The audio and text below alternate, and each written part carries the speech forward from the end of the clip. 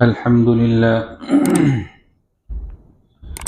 الحمد لله نحمده ونستعينه ونستغفره ونؤمن به ونتوكل عليه ونعوذ بالله من شرور أنفسنا ومن سيئات أعمالنا من يهده الله فلا مضل له ومن يضلله فلا هادي له ونشهد أن لا إله إلا الله وحده لا شريك له ونشهد أن سيدنا ومولانا محمدا عبده ورسوله أما بعد فأعوذ بالله من الشيطان الرجيم بسم الله الرحمن الرحيم اقرأ باسم ربك الذي خلق الإنسان من علق اقرأ وربك الأكرم الذي علم بالقلم علم الإنسان ما لم يعلم شروع اللہ کے نام سے جو سب پر مہربان ہے، بہت مہربان ہے۔ پڑھو اپنے پروردگار کا نام لے کر جس نے سب کچھ پیدا کیا۔ اس نے انسان کو جمے ہوئے خون سے پیدا کیا۔ پڑھو اور تمہارا پروردگار سب سے زیادہ کرم والا ہے، جس نے قلم سے تعلیم دی، انسان کو اس بات کی تعلیم دی جو وہ نہیں جانتا تھا۔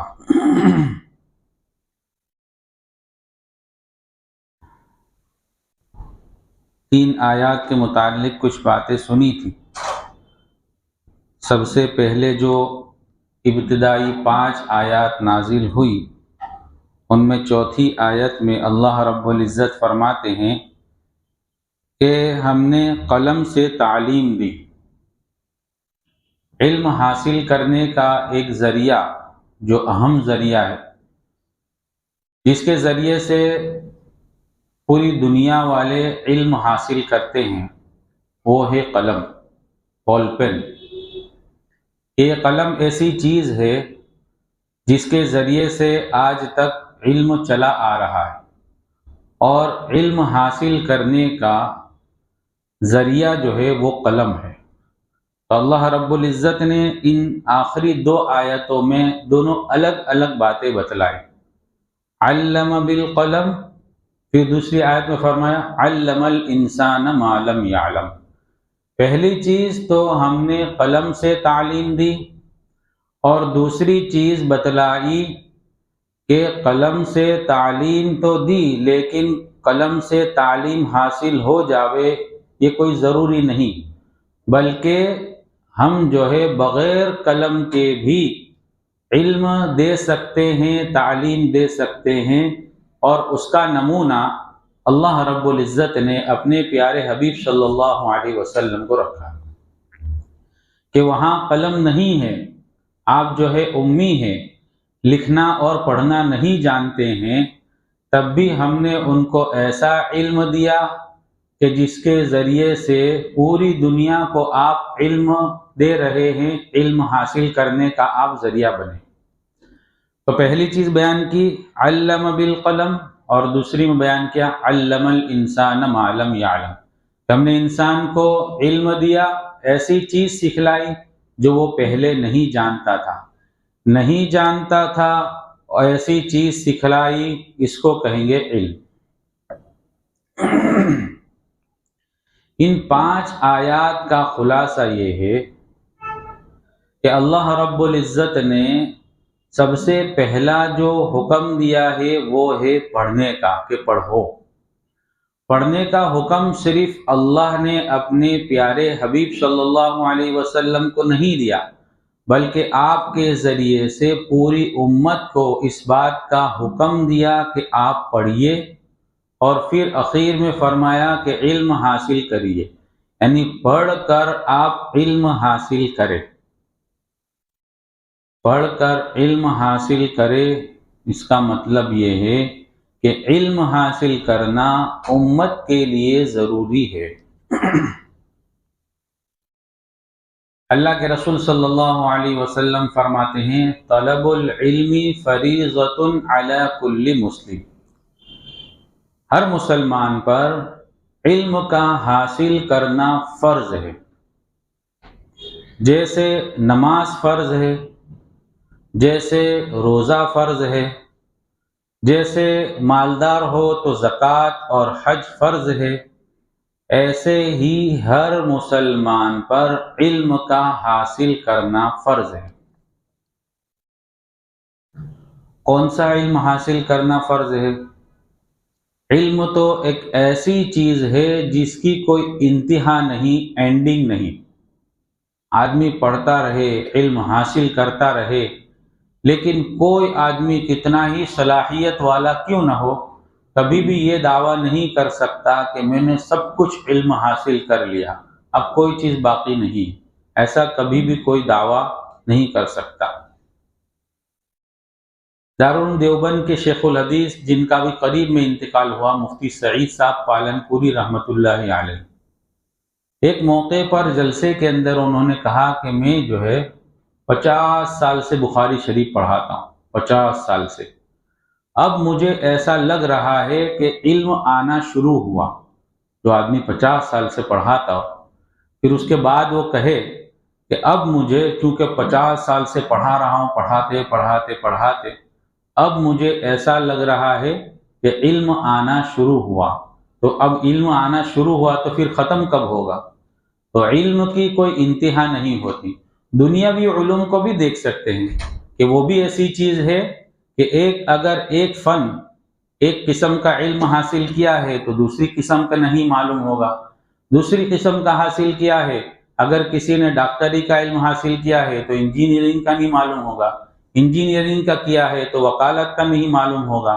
تو وہاں بھی علم جو ہے ایک آدمی ایک ہی فن کا حاصل کر سکتا ہے، کبھی کوئی 2 یا 3، اس سے زیادہ کوئی حاصل نہیں کر سکتا۔ یہ دنیاوی علوم کے اندر بھی یہ حال ہے۔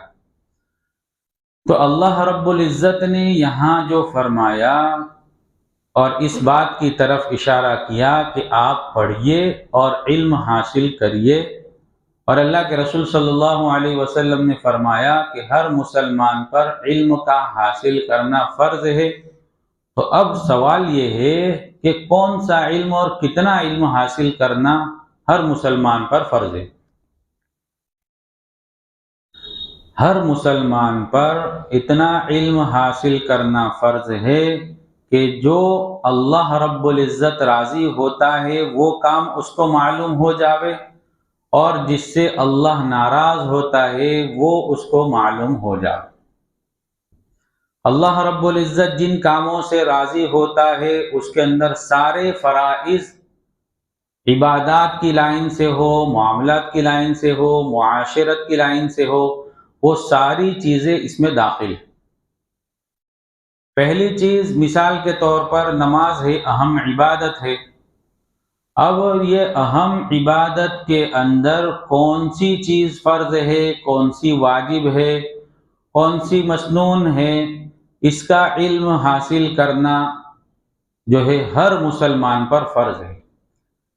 ایک مسلمان روزمرہ جس عبادت کو انجام دے رہا ہے، زندگی کے روزمرہ میں جو معاملات اور معاشرت اور تجارتی لائن اس کے سامنے آ رہے ہیں، اتنی چیزوں کا تو علم حاصل کرنا ہر مسلمان پر فرض ہے۔ نماز ہے، اس کے اندر کتنے فرائض ہے، کتنی چیزیں ضروری ہے، وہ اس کو معلوم ہونا چاہیے، جس کو فقہا شرائط سے تعبیر کرتے ہیں کہ نماز شروع کرنے سے پہلے یہ چیزیں شرط ہے، نماز جب شروع کر دی تو یہ چیزیں فرض ہے، جس کو عام طور سے ہم فرائض کہتے ہیں، باہر کے فرائض، اندر کے فرائض۔ باہر کے فرائض کو فقہا شرائط سے اور اندر کے فرائض کو فقہا ارکان سے تعبیر کرتے ہیں۔ تو اب نماز کے اندر کتنے شرائط ہے، کتنے ارکان ہیں، فرائض ہے، اس کا علم حاصل کرنا ہر مسلمان پر فرض ہے، چونکہ وہ اس کو روزانہ 5 وقت کی نماز پڑھنی ہے، تو اس کو معلوم ہونا چاہیے کہ میں نماز پڑھ رہا ہوں اس میں کیا فرض ہے، میں نماز پڑھ رہا ہوں اس میں کیا واجب ہے، میں نماز کس طرح پڑھوں، کس طرح شریعت نے مجھے حکم دیا ہے، اس کا علم حاصل کرنا فرض ہے۔ ایک مسلمان ہے اس کو روزہ رکھنا فرض ہے، تو روزے کے اندر کیا چیز شرط ہے، روزے کے اندر کیا چیز دیکھی جائے، روزہ کس طرح رکھا جائے، وہ اس کو معلوم ہونا چاہیے، اس کا فرض ہے، علم حاصل کرنا فرض ہے۔ جو ہے اگر مالدار ہے تو اس کے اوپر زکوٰۃ فرض ہے، تو زکوٰۃ کس طرح نکالی جائے، زکوٰۃ اس کے اوپر کتنی واجب ہوگی، کس طرح واجب ہوگی، اس کا علم حاصل کرنا اس پر فرض ہے۔ اگر اس کے پاس مال آ گیا ہے کہ جس سے وہ حج کر سکتا ہے، تو پھر وہ حج کے فرائض اور حج کے ارکان اس کو معلوم ہونا ضروری ہے۔ اسی طرح یہ تو عبادت کی لائن سے ہوا، معاملات کی لائن سے ہو، معاشرت کی لائن سے ہو، وہ پڑوسی کے ساتھ کس طرح رہے، اس کا علم حاصل کرنا ضروری ہے۔ اللہ کے رسول صلی اللہ علیہ وسلم نے فرمایا لا یؤمن احدکم، تم میں سے ایک آدمی ایمان والا نہیں ہے، ایمان والا نہیں ہے، 3 مرتبہ ارشاد فرمایا۔ پوچھا گیا قیل من یا رسول اللہ، یا رسول اللہ کون شخص ایمان والا نہیں ہے؟ تو آپ نے فرمایا کہ جس سے اس کا پڑوسی مامون نہ ہو، جس کا پڑوسی اس سے مامون نہ ہو۔ ایک تو یہ ہے کہ محفوظ ہو، لیکن اللہ کے رسول صلی اللہ علیہ وسلم نے جو لفظ استعمال کیا کہ معمون نہ ہو کا مطلب یہ ہے کہ محفوظ اگر ہے، محفوظ کا مطلب یہ ہے کہ آدمی پڑوسی کو تکلیف نہ دے، پڑوسی اس کی تکلیف سے محفوظ ہے، لیکن معمون کا مطلب یہ ہے کہ تکلیف سے محفوظ بھی ہے اور اس کو اطمینان ہے کہ کوئی تکلیف نہیں دے گا۔ ایک شکل تو یہ ہے کہ تکلیف نہیں دے رہا ہے، لیکن پڑوسی کو ڈر رہتا ہے کہ ہو سکتا ہے کبھی کچھ تکلیف دے دے، ہو سکتا ہے کبھی کچھ ایسی حرکت کر لے۔ لیکن معمون ہونے کا مطلب یہ ہے کہ محفوظ بھی ہے اور اس کو اطمینان ہے کہ میرے پڑوسی سے مجھے کبھی تکلیف نہیں ہوگی۔ تو ایسے معاشرت، تجارتی معاملات، ایک آدمی جس لائن کا دھندا کر رہا ہے، بزنس کر رہا ہے، اس بزنس کے اندر شریعت مطہرہ نے کیا چیز ضروری قرار دی ہے، اس کو کس طرح دھندا کرنا چاہیے، اس کو بزنس کس طرح کرنا چاہیے، تو جس معاملے میں وہ پڑا ہوا ہے اس معاملے میں شریعت کے جو احکامات ہے اتنا علم حاصل کرنا اس پر فرض ہے، ضروری ہے۔ اس کو معلوم ہونا چاہیے کہ میں جو دھندا کر رہا ہوں، میں جو بزنس کر رہا ہوں، اس کے اندر شریعت مطہرہ کا کیا حکم ہے۔ تو اللہ رب العزت نے اس 5 آیات میں اسی کی طرف اشارہ فرمایا کہ امت کو چاہیے کہ وہ پڑھے اور اللہ کا نام لے کر پڑھے، اور ایسے رب کا نام لے کر پڑھے جو کریم ہے، اور پڑھ کر جو ہے علم حاصل کرے قلم کے ذریعے سے بھی، اور ایسا علم جو اللہ رب العزت نے اپنے پیارے حبیب صلی اللہ علیہ وسلم کو دیا ہے اس علم کو بھی حاصل کرے۔ تو یہ 5 آیت کا خلاصہ اتنا ہوا۔ آگے اللہ رب العزت کیا فرماتے ہیں جس کو انشاءاللہ ہم پھر سنیں گے۔ سبحان اللہ۔